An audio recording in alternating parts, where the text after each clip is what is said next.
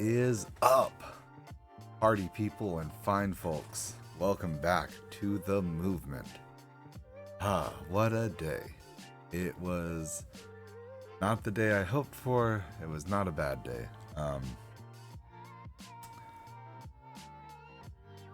Consistency this week is off to a bad start because I didn't make it to the gym. I'm just going to be super honest. By the time it got to be gym time, I would not keep my eyes open. I was literally falling asleep anytime I stopped moving. So, get that right out of the way. Didn't go so good on that part. But all is not lost. I can do my upper body training day tomorrow. My lower body training day Wednesday, weather permitting. I can do a lower body training day at home. It just won't be the prescribed lower body training day if I can't do it at the gym. Then I can do my conditioning day Thursday, upper body Friday, lower body Saturday, and if I want to, another conditioning day on Sunday. We'll see. So, bummer, not the worst thing in the world. I guess I'll just get right to the good news. I stepped on the scale today, and while I was nervous, I was also kind of confident. I did not expect to see what I saw. So starting this challenge, and I really wish I had taken a picture or tracked it in some way, but starting the challenge, my first weigh-in at the beginning of the challenge, which I can't remember if I did Sunday morning or Monday morning. It was whatever day I took my pictures, which I think was Sunday.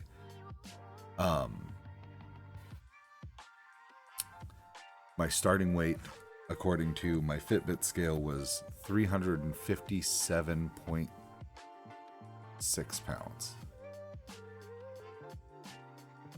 Yeah, because it doesn't go. I was trying to remember if it was 357.6 or 356.7, but my scale doesn't go in odd decimals. So 357.6 pounds.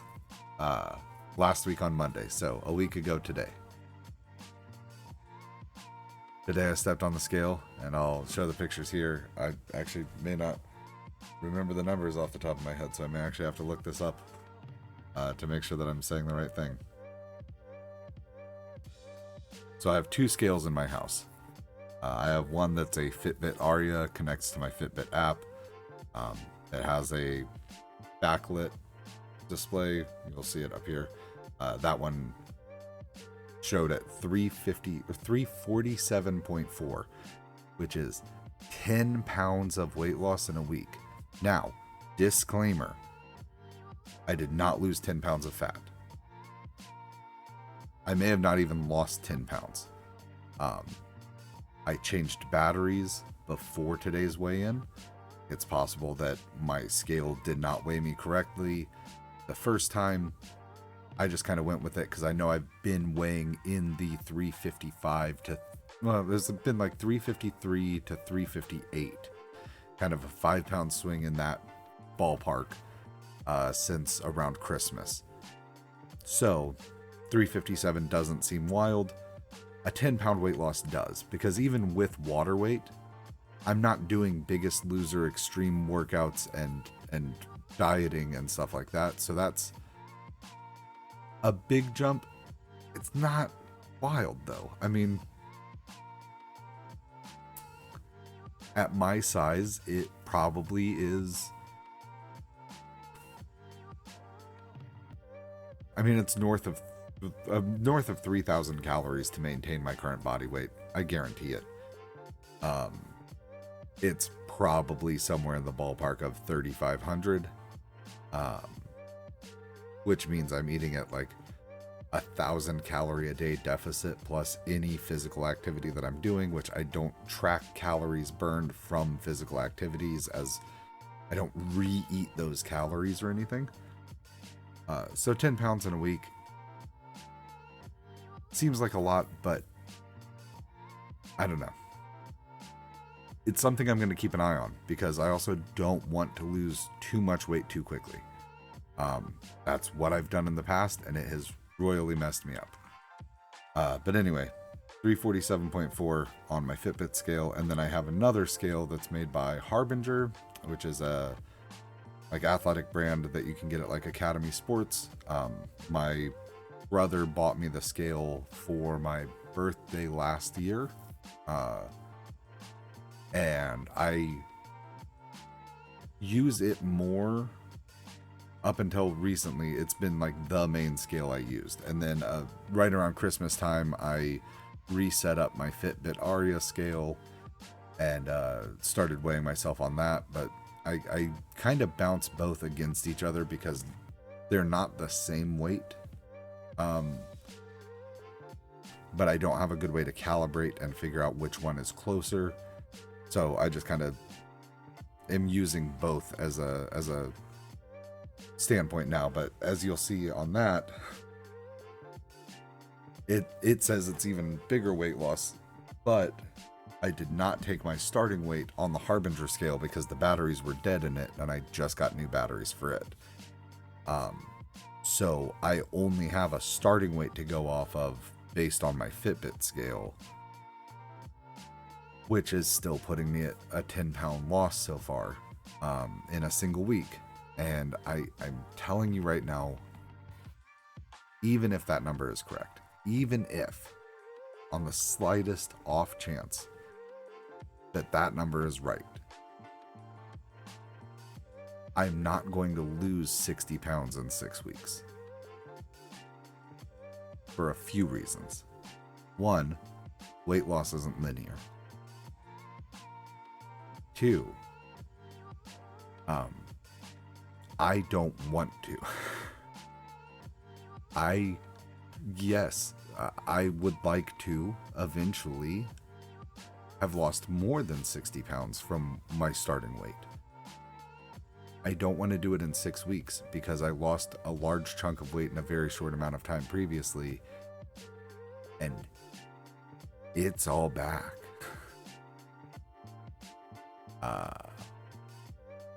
I'm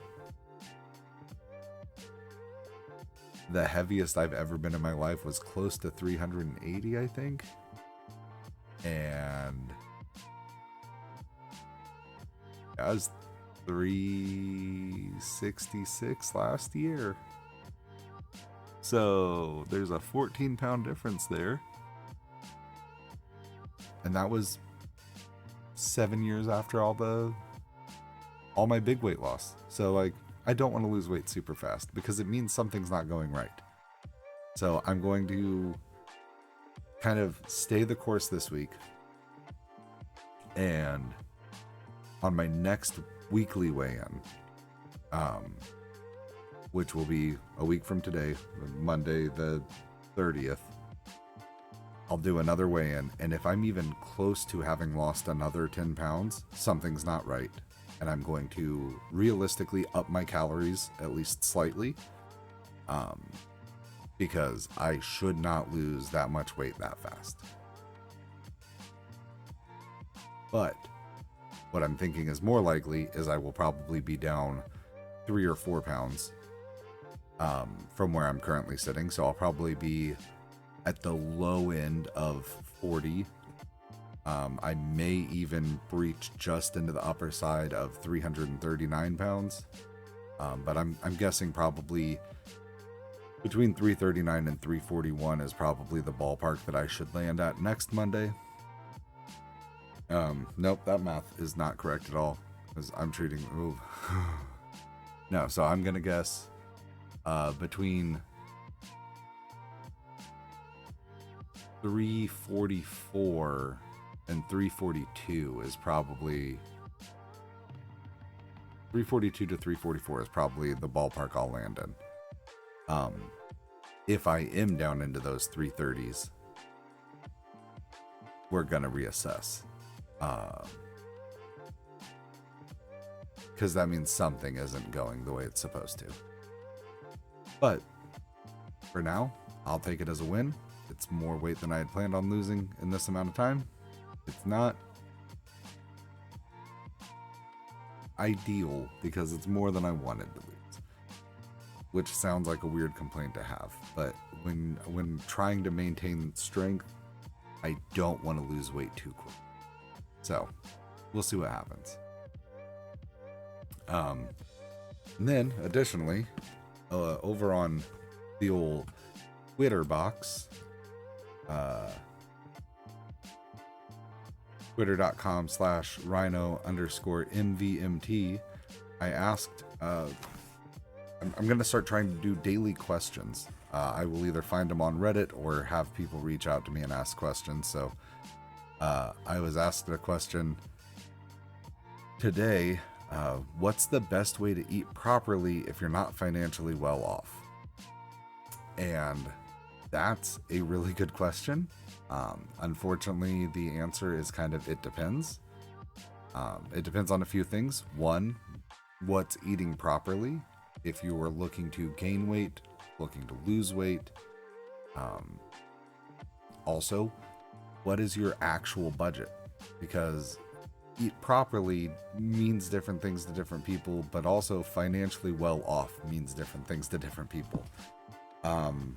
Luckily, I know you semi-well, so I know at least what your goal is. I can't speak to what your monthly or even weekly grocery bill budget is, but I can say I know you're looking to gain weight, and so I would suggest let's say you have $100-ish a week that you're looking to spend on groceries. I don't know. I would really prioritize your proteins. And since you're actually looking to gain weight, sorry, hold on. Since you're actually looking to gain weight, I would say that you're good buying like higher fat content ground beef.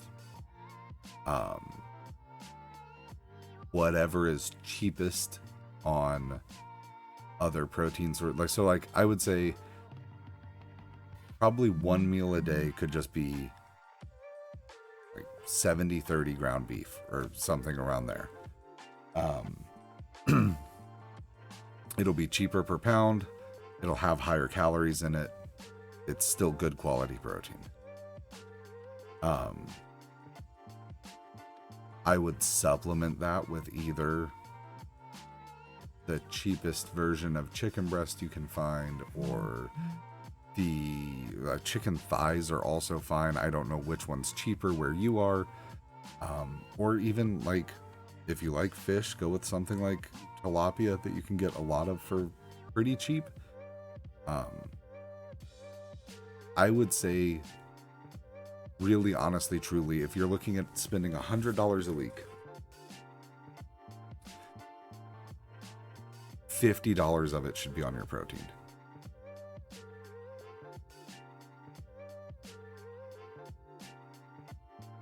$20-ish would go to like your primary carb source.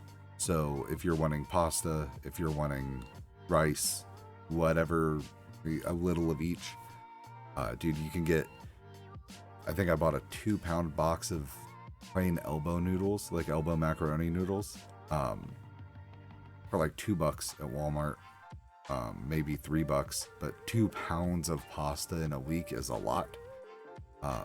If you also wanted to get a $10 bag of rice, get something like that. You can even do like rice sides or the pasta sides or something like that, where it's already seasoned and you don't really have to think about it. That's another big tip I would give, is the less you have to think about it and the less you have to add to it. So if it's already seasoned for you and you like it, go with that. And then I would fill in the rest with, I would realistically eat a jar a week of peanut butter if I was in your situation.